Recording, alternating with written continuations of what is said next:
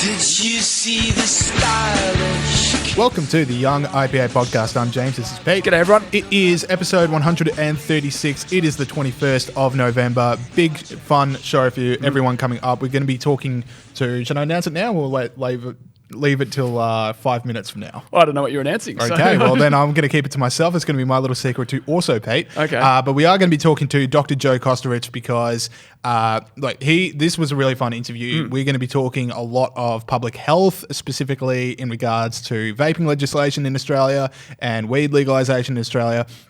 I think there are going to be huge debates coming up for the next couple of years to come when you talk about wanting to reduce smoking, and then there's all these laws about being able to sell vapes in Australia, and then weed legalisation being in Canberra. What's that mean for the nation itself? Really fun chat, goes to a lot of areas, and stuff that I'll say because it's going to be in the podcast description title. But we also got Senator James Paterson coming on to quickly talk about what he went through with the whole, he was invited to China, then the Chinese embassy said repent, like actually use the word repent as if they're God, repent your views on China, and then you can come to our country.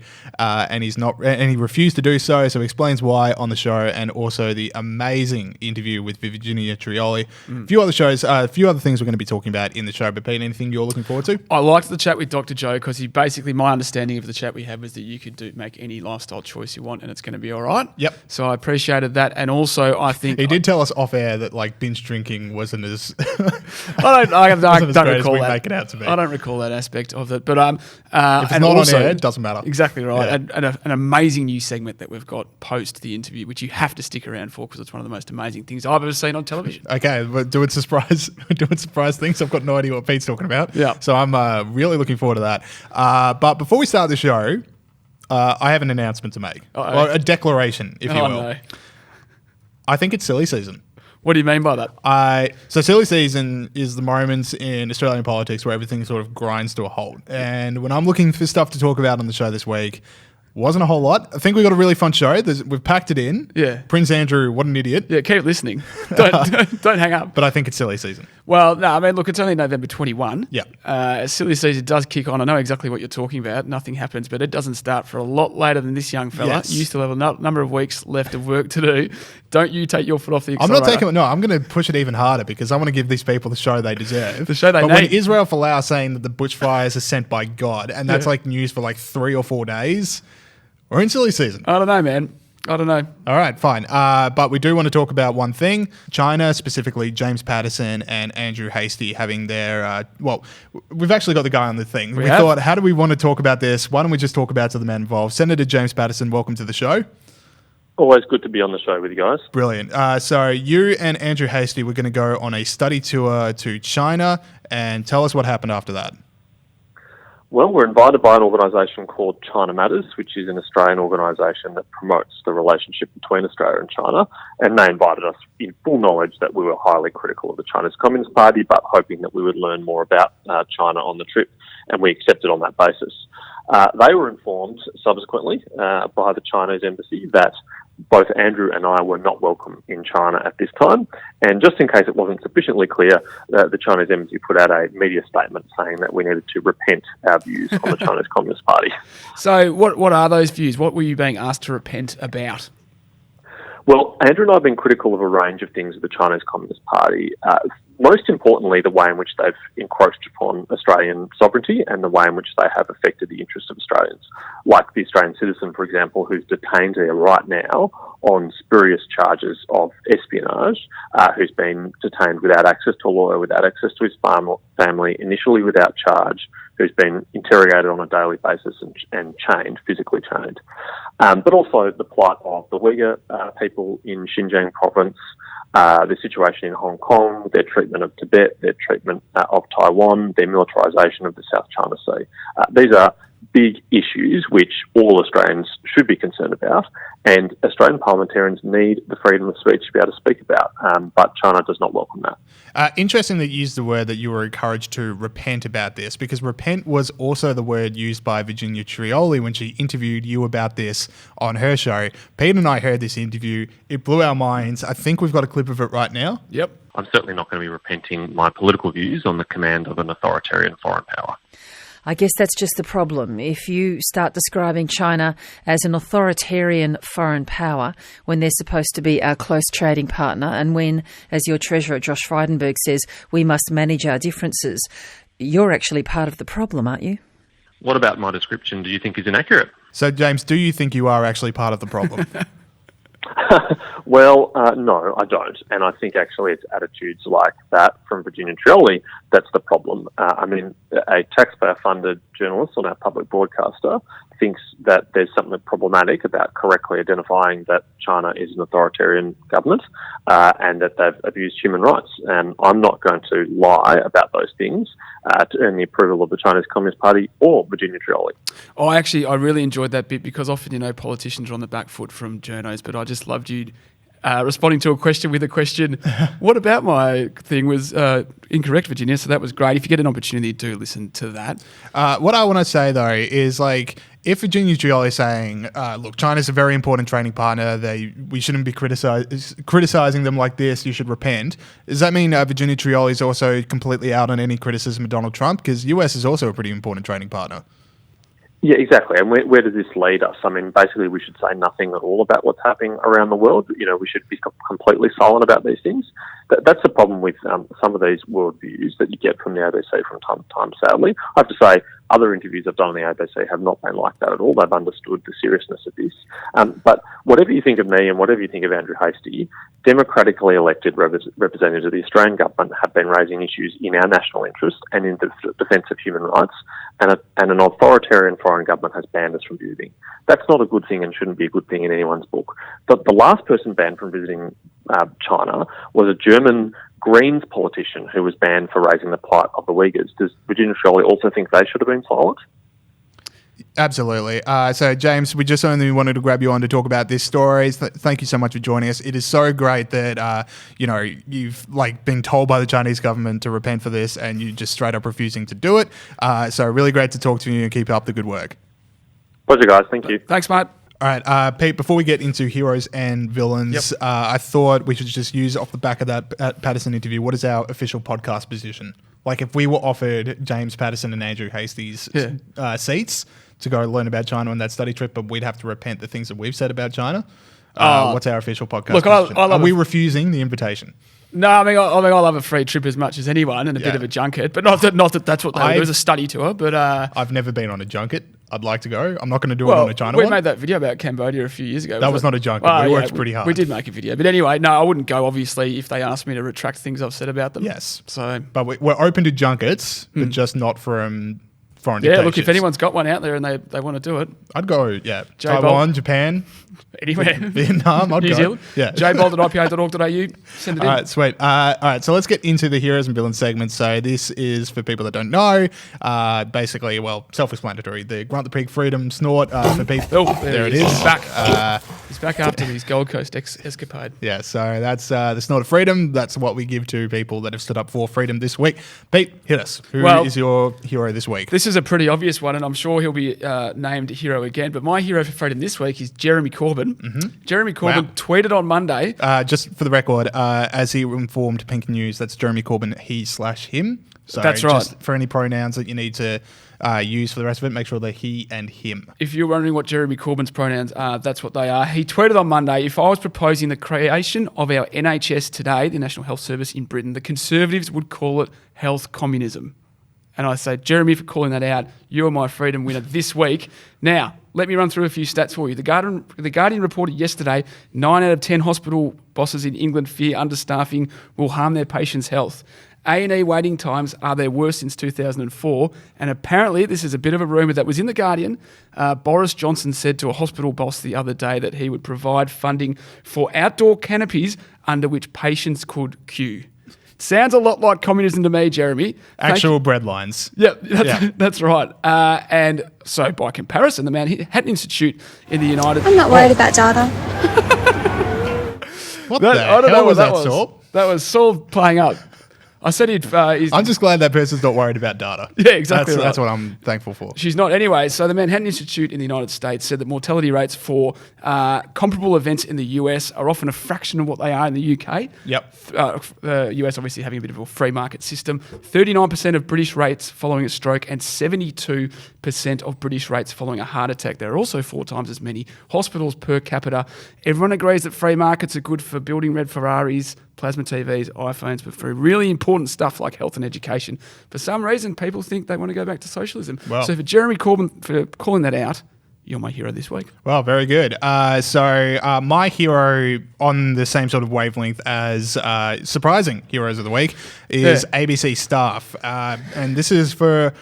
Well, basically, they're sowing their own discord. Like, usually it falls to me and Pete to sow discord among ABC staff and get them distracted. Is that what we do? And bring in the big guns to bring them back to editorial guidelines. Yeah. They seem to be doing it themselves. So this was a report coming out of The Australian this week that Melbourne-based ABC producer and presenter Barbara Hagen wrote a bulk email to everyone, which is already a questionable move. But sorry for the bulk email, so at least she's apologising for it. Because if there's an email with more than 13 recipients, you know someone's going to reply all just saying yes, and then I have to deal with that email as well. But anyway, not the point. Is that why she's hero?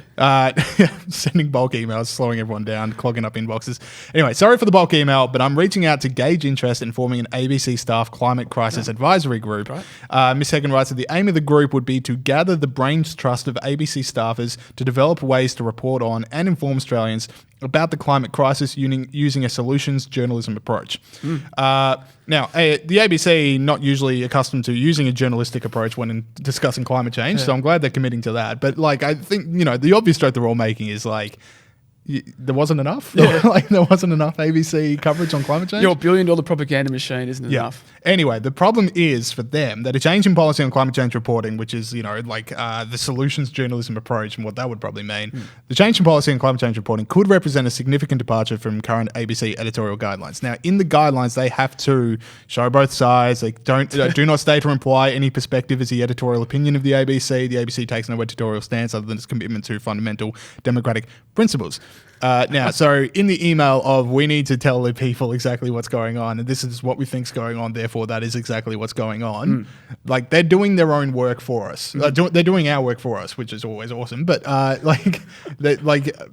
actual paper trails of people just wantonly going but we don't need to maintain editorial guidance. We just need to so give that's people why panic. I was wondering where the hero was coming from. So you're saying this is just making life easy for us? Yes. Because we don't even have to do a freedom of information request. We've got it right there in the Australian. Well, that's true. That is why they're the hero of the week for me. Oh, very good. As long as they're not critical of China, it's all right with me. Okay, good. Now let's move over to the villains. These are the Walter Peck, that guy, villainy award for people that have stood up against freedom. And Pete, you've nailed a pretty damn good one, if I may say. Well, this is the Universities and Colleges Union in the United Kingdom, and who's that? I hear you ask. That is the biggest tertiary and further education union in the world. Wow. In the whole world, 120,000 members. They put out a position paper, whatever that is, called UCU Position on Trans Inclusion during the week. It stated that the UCU has a long history of enabling members to self-identify, whether that is being black, disabled, LGBT or women. So basically what that means is, according to this mob whose name I've just forgotten, the UCU, you can say you're black, even if you're not. And that's meant to be good for... Great news for Elizabeth Warren. That's great. Well, great news for Elizabeth Warren. Now, I've got a few examples of this happening. Last November, Anthony Lennon, a white theatre director... This is amazing. With Irish parents, announced that he was black. He says that he's an African born again and that he secured public funding for his... productions on the back of that's intended to help ethnic minorities in their stage careers. So that's great. But he's born again. He's born again. It's a religion. African. I once was lost and now I'm African. So Rachel Dolezal resigned as official as an official with the what's that? Sorry, Dolezal, I think. Yeah, that's good. That's why I kept you around, James. Thank you. With the National Association for the Advancement of Coloured People after her white parents disputed that she was black. Look, I don't know how a trade union's meant to decide if someone's black or not. It's pretty tricky and it's a pretty icky question. Maybe we don't really need to hear from a trade union about that. I just really like to hear, you've got you got a white guy going up like, hey, I've lived my whole life as a white guy, but last night I decided to become a born-again African, and now I know my people struggle. Like, I now identify with all of the things we've had to go through over the centuries, just on one night of searching around my head. Exactly right. And they've put out... That's got to be patronising for everyone else. Like, you don't know what it's like. Yeah, exactly. And they've put out this paper to help people, but they've failed. Exactly. All right. My villain this week, Elizabeth Banks. So you might have seen, I haven't, but some people might have seen trailers for the new movie Charlie's Angels. That came out to very little fanfare, and the ratings have not been good. And normally might just say, sometimes movies are bad. And, and often with rebooted movie franchises, they're very bad. Yeah. But Elizabeth Banks, the film director, people might know her work on like Pitch Perfect, and she's a Scrubs alumni, so I can't be too mad at her. Anyone that was on Scrubs is always going to be a friend of mine. Yeah. Okay. But anyway, so people are bringing out, reviewing this interview she gave to the Herald Sun here in Melbourne, where she said how much pressure this movie's on. She says, look, people have to buy tickets to this movie. This movie has to make money. If this movie does make money, it reinforces a stereotype in Hollywood that men don't go see women do action movies. Okay. They'll go see a comic book movie with Wonder Woman and Captain Marvel because that's a male genre. So even though those are movies about women, they put them in the context of feeding the larger comic book world. So it's all about, and then goes on to say how Wonder Woman and Captain Marvel are actually male movies, which is very surprising for anyone that actually watched the movies. Your movie just stunk. I'm like, you've made some good movies, you made Scrubs, but this movie stunk. So what you're saying, this has already come out. This has come out. And it's failing. It's not getting any money at the box office. The ratings on IMDb and Rotten Tomatoes are very middling, to be fair, to be kind. And it's not the fault that men don't want to see female-driven superhero movies because of Wonder Woman, because of Captain Marvel. You can also talk about Hunger Games. The list goes on. Oh, the previous Charlie's Angels movies did very well. Yep. So there's that. And also, Charlie's Angels being for women, we sure about that? What do you mean? You've seen 2 movies in your lifetime. I've seen the original Charlie's Angels. As in not Farrah the original. Fawcett? No, the Drew Barrymore and Cameron second Diaz? original one. Now, do you reckon that was made for women or do you reckon that was made for men? I can't remember. I reckon that was made for both, leaning towards men. But I'm not exactly chalking that up as the Wonder Woman of previous years would be my thing. So I just reckon, Elizabeth, in her defence, we've all been at work. We've realised something that we've done isn't as good as we'd hoped it would. And we've blamed men. And we started to pad a little bit with the expectations, started to spread the blame. Not that I've ever done that, but I'm thinking, like Saul does it all the time, for example. But and she's done a good one of blaming someone that isn't a singular person. She's just blamed men. Yeah, so the blame can be spread out among a wide field, and no one can be like, actually, it wasn't me. Yeah. They can talk about, but it was me in a sense. Yeah. All right. So that's the villain for this week. Let's now go to the interview with Dr. Joe. Yeah. Okay, we now welcome on to the show Dr. Joe Kosterich. Now, Joe, I love your Twitter feed because you're you're a professional doctor. You want to help people live better. You want to, help enrich lives, but you're fighting against a number of public health campaigns. So, why is that? Look, that's a really nice sort of simple question to start out with.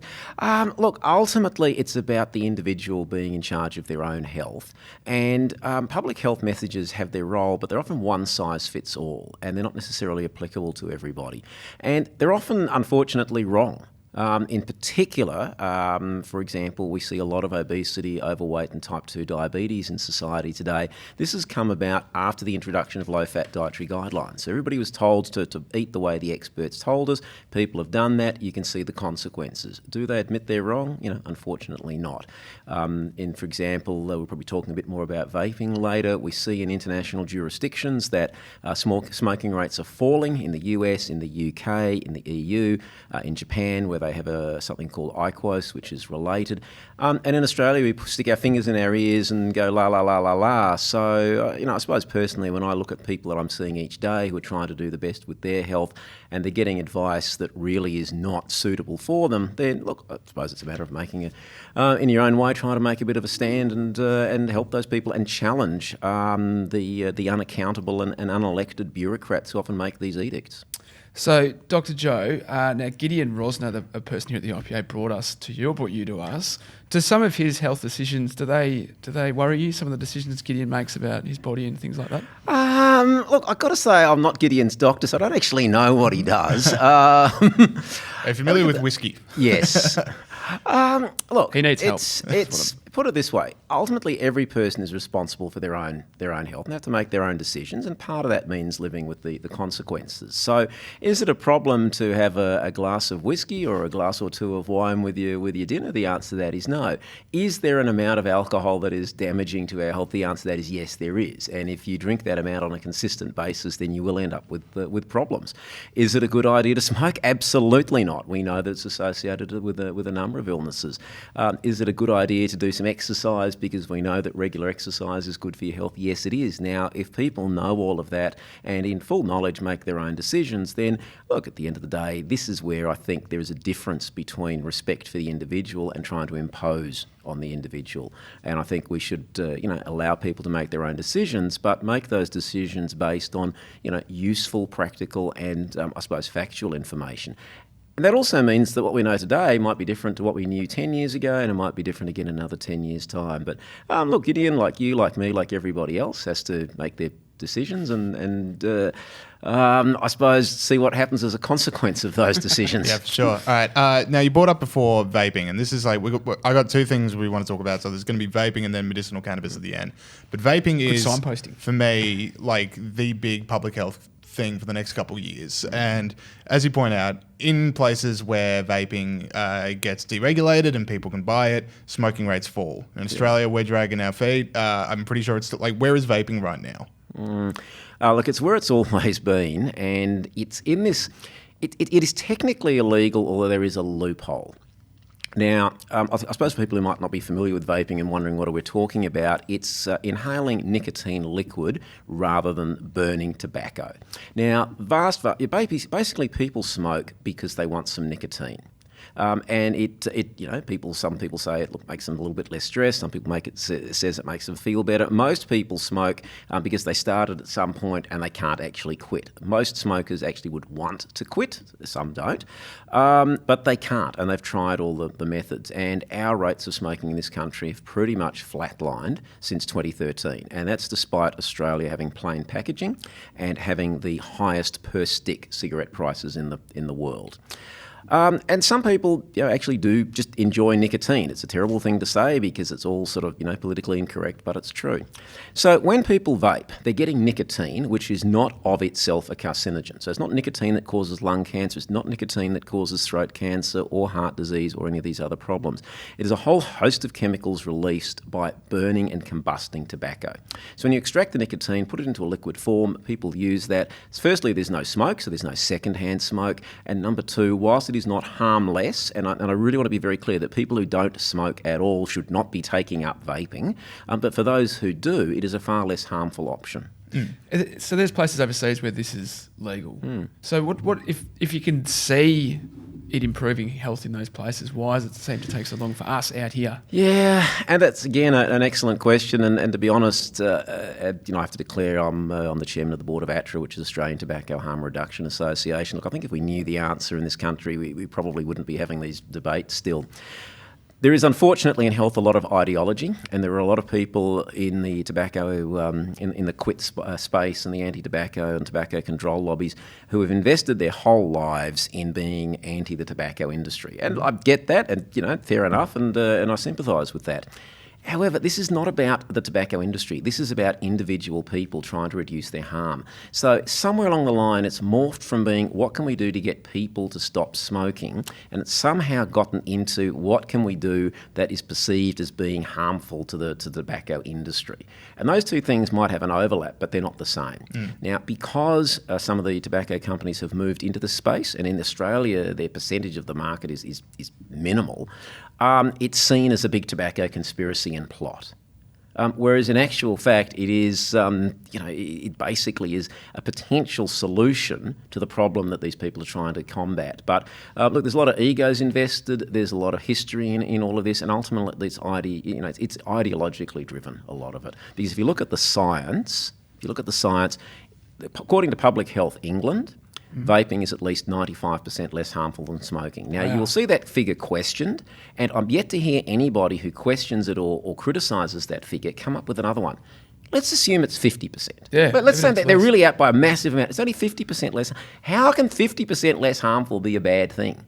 And should it be more difficult to buy a less harmful option than a more harmful option? You can buy nicotine patches at the supermarket. Now, you can go to Woolies or Coles and buy nicotine patches without a prescription, not even at the chemist, at the supermarket. So if nicotine was that harmful, how come we allow that? Or chewing gums or sprays.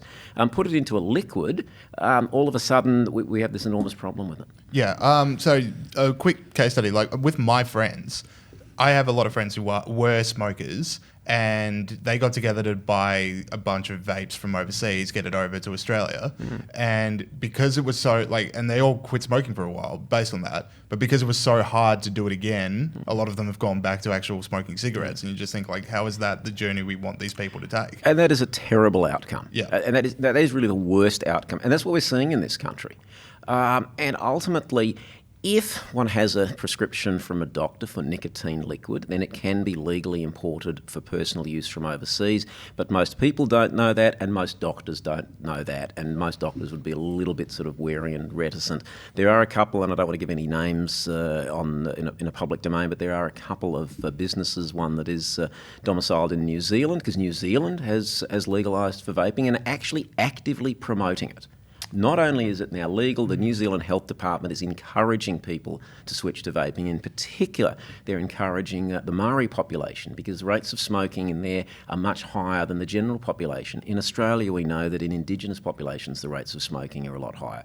And these people have a shorter life expectancy. And what are we doing? We're basically putting barriers in their path. Now, over in the US, vaping is a bit of a different one, and the debate that made its way all the way to Donald Trump was that 3 people died from smoking THC-related vapes. I can, immediately, like we said, if it was 50% healthier, a lot more than 3 died from smoking tobacco last year, but, it just seems to be these 3 deaths are different. And then the reports come out that they all bought those vapes on the black market. So wouldn't further banning drive more people to the black market that actually killed those people? Yeah. And look, to summarise that, we've got a cup here. Yeah. If I put water into that cup, and a bit of product placement there. Yeah. If I put water into that cup and drink it, that's all good. I'll have some water, that's fine. If I put arsenic into that cup and drink it, it's probably not going to end very well for me. So the argument then becomes drinking from a cup is deadly. So yes, those deaths in America, and it is a real concern there, have come because people have used illicit, so this is illegally purchased THC that has also been diluted with vitamin E oil. So you've got these sort of cartridges that have started their lives in China, have been imported into Los Angeles. They go through a whole sort of black market system. People who are selling illegal THC are obviously trying to increase their profit margins so they can dilute it with vitamin E oil. And because vitamin E oil has a similar viscosity to THC oil, the customer doesn't think they're being duped. And this vitamin E oil and illicit THC has caused significant damage to some people's lungs. And that's a terrible situation, and lack of regulation and black market, as you rightly said, drives this sort of thing. But it's not that it was vaped. So nobody has died from vaping nicotine. With one exception, somebody had a dodgy device and it exploded. So again, problems of the black market. But there have been no deaths from vaping nicotine liquid. In much the same way, there's no deaths from drinking water out of a cup. But if you put poison into a cup and drink it, It's not the cup that's the problem. It's the liquid that you've put into it. Same with these deaths in the US. And that 100% brings it back to ideology, because if you're going purely fact-based outcomes, you want people off the black market. But if you ban it and it exists, there will be a black market. In any particular industry in the world, that is always the case, and vaping won't be any different. Look, it isn't. And you see people vaping in Australia. Yeah. And, clearly prohibition doesn't tend to work terribly well. So for those people who figured their way around the system, they've gone online, they've done what they need to do. Some of them may be technically in breach of the laws. Others may have gone through, and there are, as I mentioned, some legal channels. Difficult, but doable. The people who really probably don't do that are not the people up and down Collins Street or Pitt Street or St George's Terrace in Perth who are, probably got a few dollars in their pocket, probably reasonably well educated, have the resources. People with mental health problems, where we know that something like 80% plus smoke, and a lot of those people do, particularly with schizophrenia, because nicotine has to them, a perceived beneficial effect. We know Indigenous populations, as I mentioned, homeless people, very high rates of smoking in lower SES areas and amongst single mothers. These people probably aren't going online and doing clever things. Not saying that they haven't got the intelligence to do it, but they just don't have the resources or the wherewithal. These are the people who the bans on vaping harm the most. It's not the people in Leichhardt, it's not the people in Fitzroy. It's these people who don't get seen by the elites in their ivory towers who suffer, but they're out of sight and out of mind. Brilliant. So I want to move on now to medicinal cannabis, which is what you're in Melbourne for. You're speaking in a conference about it. Now, the cannabis debate, and it flared up when Canberra sort of relaxed a few of the laws in Canberra around it. And cannabis to me is such an interesting area. I was listening to the Joe Rogan podcast with Malcolm Gladwell, and shockingly enough, drugs came up on the Joe Rogan podcast. But Malcolm Gladwell asked, if you only had the facts in front of you, you didn't have any societal stigmas, you only just had the facts in front of you, and you were building a new society. And of the three things alcohol, cannabis, and smoking, which one would be the most regulated if you just remove stigma? And I don't know which would be the most regulated, but based on the facts that are out there, surely cannabis would be the least regulated for the effect it has on people's lives, for the effect it has on crime, for the effect it has on life expectancy. So why does this stigma exist so much? How many years have we got again? Yeah, exactly. Okay, so having looked a little bit into the history of this, but also having listened to people who've delved a lot more into the history, use of cannabis in human society dates back quite a few thousand years, and it seems to be in a whole host of different cultures and countries, and was used for medical purposes up until the 1920s and 30s. In fact, it was only removed from the American pharmacopoeia in about 1942. And the uses for medicinal cannabis in those days were pretty much the same as what it's being used for again today, which is and includes chronic pain, multiple sclerosis, spasticity, some forms of epilepsy, nausea and vomiting associated with chemotherapy and cancer. So when you look at why did it become illegal and why the stigma, it really appears to have a lot to do with probably two things, in my opinion. One is race relations in the United States, and a contemporary of J. Edgar Hoover, most people have heard of him, was a fellow called Harry J. Anslinger, who was the head of the Federal Bureau of Narcotics, the forerunner to the DEA. And he had a particular view that the use of cannabis, and he coined the term marijuana to make it sound Mexican, so some things haven't changed. So he coined that term to make it sound like it was foreign, and he stated to Congress that the use of marijuana will make the black man feel he's as good as the white man. I mean, obviously you couldn't say that these days, but that's what he said, and this is actual testimony to Congress, and that it will cause white women to want to have sexual relations with African Americans. I think they're using that term in those days. And he was very persuasive and drove those arguments against, at that time, the attitude of the American Medical Association, who argued that it should continue to be used. And obviously in the 30s, prohibition of alcohol was ending. Anslinger came from a prohibition background. A whole lot of people looking for something to do. If you're in the prohibition business and suddenly you're out of work, prohibition is a good industry to get into. Let's prohibit something else. And there was a fictitious film that came out called Reefer Madness. It was a Hollywood movie. And that also gained some traction, that there were all these terrible effects from cannabis. Now, a bit like alcohol, if you have a glass or two, then it's not going to be a problem. If people use particularly high formulation THC illicitly, consistently, then there are going to be some problems with that. Medicinal is very and completely, and I really want to underline this, completely different to recreational use. Sorry. I was just going to say, so me and James talked about that when they made those changes to the ACT laws, how only politicians say cannabis. So thanks for clearing that up for us about how that came about. We'll just quickly, you've been watching these things for a while. Do you see that happening in other states as well? What happened in the ACT? Yeah. Look, if one looks internationally, In Canada, they've had medicinal cannabis since the early 2000s. Last year, they legalised for recreational cannabis. In the United States, which is the home of the war on drugs, it remains illegal federally, but I think there are now 12 states which have legal recreational cannabis. There are now 47 states that have legalised medicinal cannabis in some form. Some it's CBD or cannabidiol only, some it's full medicinal cannabis. New Zealand is going to a referendum next year about legalisation. It's probable that at some point in the future that Australia may well decide to go down that path. And I suspect that the different states may look at it. So I don't see anything immediately on the agenda, no. Okay. Right. But if you sort of say, well, what might happen in 10 or 20 years' time?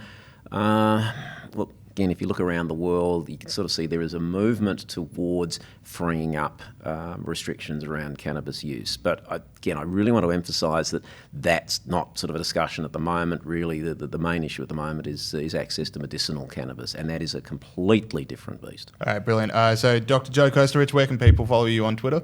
Look, they can get on to Dr. Joe's DIY Health. If they go to the website, drjoe.net.au, you can sort of find me on the usual social medias. Okay, brilliant. Any medical questions, just fire them in. All right, fire them in. All right, thank you so much for joining us on the show. Very welcome. Okay, we've got another round of the Young IPA podcast quiz. Hey, what did we miss? We have returning champion Patrick Hannaford. Paddy, there's your crown, There's mate. your crown. I'm putting that on his head. as we Gideon speak. Rosner, the IPA's Director of Policy. Welcome to the show. Headphones off, mate. Great to be here. And we also have Peter Gregory here again. As Can't get always. rid of him. As always. I'm going to win this week. All right, sweet. Now, before we start the quiz, we have to deal with some of the fallout from last week. Now, last week, Patrick Hannaford questioned the Who Am I section, saying that Milton Friedman was not a advisor of Margaret Thatcher and Ronald Reagan. He was undoubtedly incorrect about that from numerous amount of sources. Mm-hmm. How do you feel? Very sorry, Bolt. Well, And yet he still won the quiz. he still won the quiz. I have to give it to the rightful winner. A little over the top in my Sorry, assumption of my knowledge. Saul, bring out the guillotine. No, but we do have an actual punishment. Last week on the quiz, it was on the rest of the show, it was decided that you would have to kiss the ring. And what I have on my finger right now is a ring that I bought from Paddy and you about half an hour ago. That is Now, a Pat, lovely ring. You can either been sub out washed? the crown and wear the dun's hat for the rest of it, or just one kiss of the ring. I'd kiss the Kiss ring. the ring. Just kiss the ring. Just smooch. Lovely ring. He bought Fine, it I'll especially kiss for you. the ring. Oh my God, he's actually doing it. He didn't want to Kiss do it. it because There you go. the He crown. lost the crown anyway. Oh, I can't believe he actually did Crown that. doesn't stay What a on. moment. Can I get that gift and then just send to me as like for my private collection? All right, let's get into the quiz. He's going to keep his mouth shut this week. Question 1. What program was Prince Andrew's now infamous interview on? What was the program's Gideon. name? Oh. Gideon. Oh, I actually don't know. Oh, You don't. You lose that's a your point points. off. Oh, well. That's a point off. Interesting. I Does anyone know? have no idea. I just know it was on TV. Well, I need something a bit more specific than that. Oh, So well, it come on, was a BBC Newsnight. get I'm not going to get stuffed. You kiss the ring now. We're all kissing the ring. All right. What did Josh Frydenberg call an economic time bomb this Gideon. week? Gideon got there first. The ageing of the population. Australia's ageing population. Will this end in the world's first OK Boomer Act?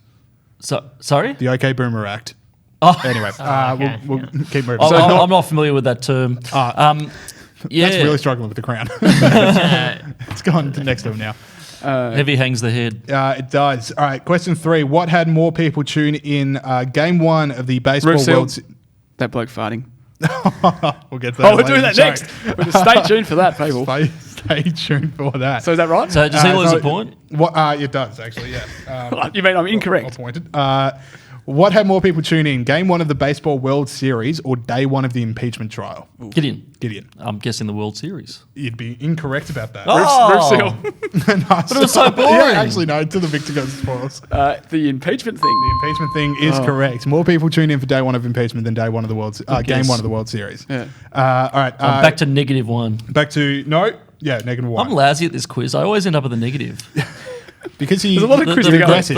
There's a lot of quiz to go. The policy director job of the IPA is in safe hands, clearly. All right, so Pete's on 0, Pat's on 0, hasn't said a word yet, and Gideon Going is back to on my strategy. That's how we won last time. If you It's just the stay quiet, I'll Stephen probably win. Bradbury approach. all right, so question 4. Who called the Australian bushfires God's punishment this week? Gideon. Pat. Gideon got there first. It was Israel Folau. It was indeed. So we're all tied up at 0. Who are just a damning indictment on this quiz and everyone a part of it, And including and myself. this Tiebreaker think question tank. this week. And there is no tiebreaker question other than what the hell was wrong with all of you. Crikey. All right, question 5. Who are the two teams Australia will be facing in the Test match cricket this summer? Rupsil. Rupsil. Pakistan, New Zealand. Pakistan and New Zealand is correct. Pete back on the board. He's up to 1 and a potentially 1-0 lead. insurmountable lead. Who is rumoured to be stepping... Well, I think it's now confirmed. Who's stepping down from Right, politics Gideon. at the end of the year? Gideon. Gideon got that? Yeah. I don't think anybody I else. didn't say Yeah, that. I think Gideon interrupted his own. Yeah. I had to just let it got ride. I was my like, buzzer wrong. yeah, we That's a don't new have low for anyone me. with the name. It is the very, very patriotic Corey Bernardi. He is indeed. Not Corey Jeremy Bernardi Corbyn. stepping Loss. down. Jeremy Corbyn still in Australian politics. All right. Andrew Bushnell's new report on criminal justice compares public spending on police with that of prisons. Now, closest to it, no points off. How much are prisons costing Australian taxpayers every year? Closest to the pin. Closest to the pin. I'll go first. Go. 3 billion? 3 Billion? billion? 1.4. 1.4 billion? This is the whole of Australia. I will say 2 billion. There were so many people that would have sailed over, but you're like, no, I'm going to spell it out for him. No. Did you say 2 billion? Loud and proud. And what did you say, Pete? 3 billion. 3 billion is the closest to it. It is 4.6 billion. Oh, there you So go. go to quite close. ipa.org.au to read that one. So Pete's on 2, Gideon's on 1. Pat still has not answered a question, just waiting till the end. All right, the IPA's new film Beige Reef, also available ipa.org.au, our Facebook page, our YouTube channel, anywhere. The IPA's new film Beige Reef shows that there is coral at an island where scientific journal Nature says there aren't any. What was the name of the Gideon. island? Stone Island. Stone Island is correct. Pat, you nearly finally got a question off, but unfortunately not. What new Matt Damon and Christian Bale movie is number 1 at the Australian box office right now? Ford vs Ferrari. Ford vs. I Ferrari have is no correct. idea what that is. I've heard about it. It's about Fords and Ferraris. I believe. And Matt, Good synopsis. yes, Now I have to say it. doing much better than Ghost. No, not Ghostbusters. What is it? Charlie's Angels. Charlie's Yeah. Angels. All right. So, who am I? Here we go. Getting on 2, Peter on 2, Patrick on 1. Oh, Everything to play for, and everything to lose. Who am I? 5 points. I delivered my most famous speech 156 years ago on Monday. What year I've would got it a be? sneaking suspicion that I know who this is. Yeah, I'm gonna. I'm going to wait. Oh, here we go. Patrick, I'm trying to- 5-pointer. I'm trying to do the maths in my head. How many 2019 years minus ago? 156. What? That's too hard. 156. Far too hard. Do it on your phone. You can't use phones in this, can You you? can't use phones on this. Well, I mean, you're not going to be able to Google it. Oh, yes, you are. Don't use your phone. Yeah, no, I've got Yeah, nothing. phones have Google now these days, Pete. I can't keep up. The Motorola is gone. Snake. No, I've got nothing, There's mate. also a cricket game that's That good. would Is make anyone it- going to have a go? Nah. Come on. Because I'm in front, aren't I? Yeah. So, yeah, I'm not going to risk it. But I've got a sneaky What suspicion. year would so do I? What year would it make it? Yeah, that's what I'm trying to work out. 2019 minus, my maths is always lousy. That's 19. I'm just going to move on to the Yeah, that's how we because move on to could the be next here for one. years. I was born in Kentucky and died aged 56 in Washington, D.C. Oh, Gideon. Pat. Gideon. Abraham Lincoln. There Gideon, you are the winner this week. You get the crown. look at that. Pat, He's gonna get drunk you have with to power kiss here. the ring I again. am. Much is in the ring again. Oh, well, And it was with worth a alcohol. shot. All right, Gideon, we'll see you back next week, and we got more show for you after this.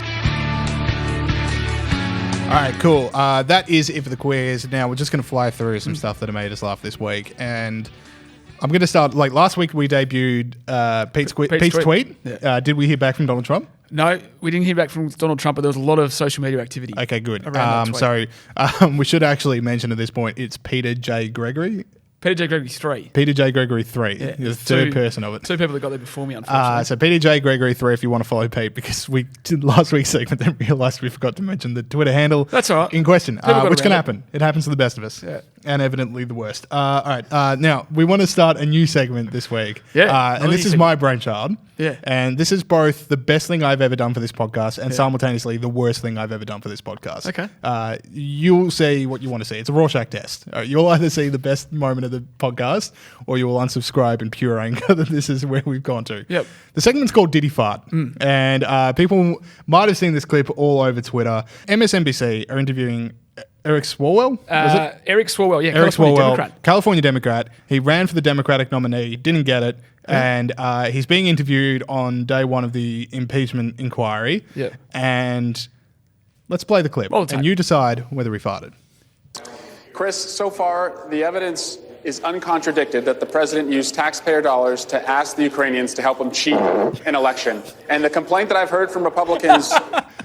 I'm sorry. I swear on the most precious thing in my life. I swear on Peter Gregory's life that I did nothing to edit that clip. That is as it went to air, live. Look, that's right. And Play it again. Let's just hear it one more time. Yeah, no, play it again. Play it again. Chris, so far, the evidence is uncontradicted that the president used taxpayer dollars to ask the Ukrainians to help him cheat an election. And the complaint that I've heard from Republicans... Look, that's just a fart. I know we normally do, you tune in for your razor sharp political analysis, and we've detoured into fart jokes.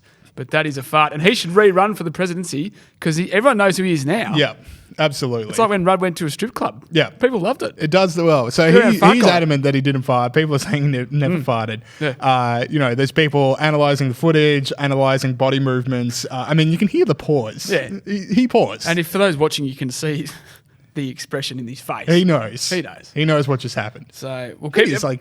I'm not going to spend too much time on it because I could devote a 3-hour Joe Rogan podcast to the minutiae of this. Bolt did want to cancel all the other topics. Sorry, I think the first response is that yes, he did fart. That is their position. Did he fart? This. Yes, he did. Yeah. Okay, cool. We can now move on to your regularly scheduled programming, which I believe, Pete, involves Malcolm Turnbull. Well, we have did he fart? No, I'm kidding. I'm not sure, but we have another new segment, two new segments in a row. Slightly more highbrow, I hope. Yeah, a little bit more. This is the Hillary Clinton / Rambo Nothing Is Over award. Saul made a cool thing for the segment. Saul? I haven't seen this. Nothing is over! Look at that. Nothing! You just don't turn it off! So that's Rambo with Hillary Clinton's face on it, as you can tell if you're watching. If you're listening, just imagine it. Yep. So it's new, and it's aimed at people that are struggling to let go of things that have happened in the past. Yes. Now, and Hillary Clinton being the patron saint of people like that. Exactly right. Now, former Prime Minister Malcolm Turnbull was on Christopher Pine's podcast called Pine Time, which is a good name. Good name. Good name. During the week, and Pine asked him this. Do you think we would have won the Prime Minister, the election, if you'd stayed as the Prime Minister? Oh, yeah, absolutely. There's not many people who doubt that, actually. No, I agree. There are a lot of people that doubt that. There are two people in the room currently that doubt that a whole lot. There are a lot of people that doubt that. For a start, Malcolm Turnbull lost 30 news polls in a row. Yeah. And I know we don't like polls, but we like polls that suit our argument. So there's that. I was also just going to say, Turnbull wouldn't have won. Just like, did you see how badly Labor did in the election? People didn't want those policies. So exactly. People Not many wouldn't people have liked voted for Turnbull. Labor. Yeah, exactly right. And if this is the great election of the quiet Australians, do you think that Malcolm, man of the people, Turnbull, would have got the same amount of quiet Australian votes? Exactly. The other part of it is they go on later in the interview to talk about Malcolm Turnbull's legacy. And Malcolm says, on his achievements as Prime Minister, Mr. Turnbull nominated legislating same-sex marriage after the postal vote as his biggest. If your legacy is something that literally everyone hated, like even the pro camp of gay marriage were anti the fact that it needed a postal vote. Take some leadership. Yeah. And then the anti camp were like, why did we have the postal vote in the first place? Take some leadership. Yeah. Like if everyone's just like, dude, what's with the postal vote? Can't really be your best legacy. Yeah. And you can't then previously go, and I would have won the election. You know the thing everyone hated? This guy right here. I would have won. Yeah, no, exactly right. And so we'll keep you up to date with these because a lot of politicians struggle to. I'm not going to keep listening to Pine Time. Oh, for people that are struggling to let go. I thought you said we're just going to keep you up to date on Pine Time happenings. And if anyone farts on TV again, we'll bring you that as well. If anyone farts on Pine Time, I will listen to that episode in full. Yep. All right. Let us go now to. Oh, jeez. I nearly threw my notes across the room. Right, like only freestyling. a few minutes early. All right. My next one here. Sorry. Gideon Rosner got quoted in the Daily Mail this week on a story of someone in Geelong, I think it is walking their dog and they get stopped by someone who works for the council saying, "Where's your plastic bag?" Okay. Can often happen. Now, they point out that they've already used a plastic bag to clean up after their dog. Yeah. And the person goes, "So where's your second bag?" Yeah. And because they didn't have a second bag, because apparently that's a thing, they were fined. Yeah. Your thoughts, Pete? So I just want everyone to realise that you've gone from farts into dog poo. Yep. Look, my thoughts on that. I've got a brand, and damn it, I'm going to stick to it. Gideon Rosner and Evan Mulholland, two of our people here at the IPA, absolutely are making a living out of going on a current affair and the Daily Mail and stuff like that and saying, I've had a gutful of councils. So on that score, I'm happy for those guys that they're able to do that again. Mm-hmm. And secondly, I'm a bit like, where does it end? What if your dog's eaten something?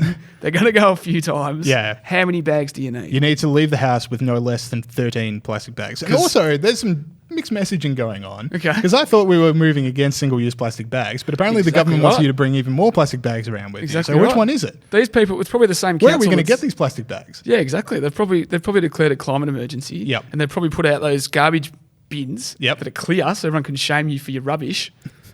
Yeah, And that's then- a thing. That's yeah. a thing. So, yeah, no, I agree. Good All point. right. And the other thing, like, from this council worker, the whole, like, where's your plastic bag? I already used it.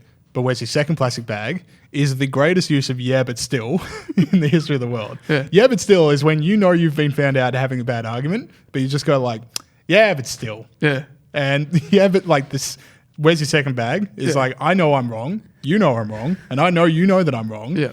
But damn it, I've already said it, and I'm not backing And down. we're going to fine you $200. Yes, unfortunately for you, I'm the person with the power here, and I will stick to my yeah, but still. Exactly right. All right, last thing. So we need to talk about what's going around all over the world. Now, I've been looking forward to this. So Prince Andrew, we talked about it in the quiz very briefly. Prince Andrew gave a legendary interview to BBC Newsnight on his friendship with Jeffrey Epstein and electric television. 46 minutes of the most electric television of the year is to watch this absolute buffoon. Like just, it was just like, here's a statement. And then the interviewer would point out one thing that slightly, just even slightly shows that statement is incorrect. And it would be presenting a brand new statement of excuses. Yeah. So Pete and I reckon it's reverse order from least outrageous to most outrageous moments from the interview. So what was your, have you got 4 or 3? I've got 3. Let's say I've got 3. Right. Okay. So I'll go. My least outrageous moment was when he says, "That can't be me in the famous photo, because that's my traveling attire, not my going out attire." This is your least outrageous. That's my least outrageous moment. Yeah. Okay. Like, amazing. Just like, well, it can't be me because, like all normal people, I have a traveling suit and a going out suit, and that's my traveling suit. I could see that. Why would I be at a party? Yeah. All right. What was your least outrageous? Least outrageous for me was Pizza Express in Workington. That was your least outrageous because these people have Pizzagate is real, apparently. They have like what is it called? Like protection from security guards from the government, right? Yes. Security guards, like spies, and they know exactly where they've been. So he would have had to have someone with him, and that's probably true. I just thought. I just remembered, going to Woking is very that's out of the ordinary for me. I don't know. A bizarre moment. To just be like, well, actually, that very night, I was at a pizza joint in Woking. Yeah. And I remember that. But he would have checked his diary. Yeah. All right. Fair enough. All right. That was my second most outrageous. My next one was, that can't be me because I don't hug or show affection in public. Yeah. I've never hugged anyone in my life. Yeah. Despite all the photos that are out there of him hugging people at nightclubs. Yeah. It can't be me. I don't hug. Yeah, no. Not a hugger. Yeah, that's slowly getting worse. I would say, now, I'm just going to pick my... so he said he went to Epstein's house to break up their friendship, which is in itself, a weird thing to do. And he stayed for 4 days because it was convenient. Yep. And the bloke's 8th in line for the throne, and he couldn't find anywhere else to stay in New York City. Was booked out. Except for New York his mate, City was booked out except for Epstein's place. His mate, who was a pedophile. Yeah. And, it does take 4 whole days to go up to a mate and go, I'm out. Yeah. This is done. I can't stay at 4 the whole hostel. days. The hostel's booked out. So. There's a bloke with a guitar and he won't get off my bed. Yeah. My most outrageous moment, that was a good one, but my most outrageous moment was that can't be me because I don't sweat. Yeah, that's right. What is that as an excuse? Yeah. Well, that is such an outrageous statement that I'm forced to believe that he doesn't actually sweat. Where does that even come from unless it's true? How do you just sit there and go I reckon I can get away with the fact that I don't sweat? Because that's the one a lot of people have latched onto. Yeah. And apparently it's based on him being in the Falklands. Yeah. Which we talked about last week. Like an overdose of adrenaline. Yeah. From getting shot at. Look, I'm no doctor. Nor am I. But I'll tell you what, that would true. Actually make you sweat more. But anyway, look, who knows if that's true or not. Yeah, that's such an outrageous statement. That was the most electric part of the interview. Okay. All right. That is it for the show this week. Thank you to Senator James Paterson. Thank you to Dr. Joe Follow them both on Twitter. They're both doing really cool work. If you are listening to us on iTunes, make sure you're leaving us a 5-star review. Yes. And you can watch us as well. Your friends and family can watch us as well on the IPA YouTube channel and also the Young IPA Podcast YouTube channel. You can like that page, subscribe for all of the stuff that doesn't get on the IPA YouTube page. We're also available on Facebook Live as well. Is that it? That's it. I always like to thank Saul for his work. Thanks, Saul. See you guys next week. See ya.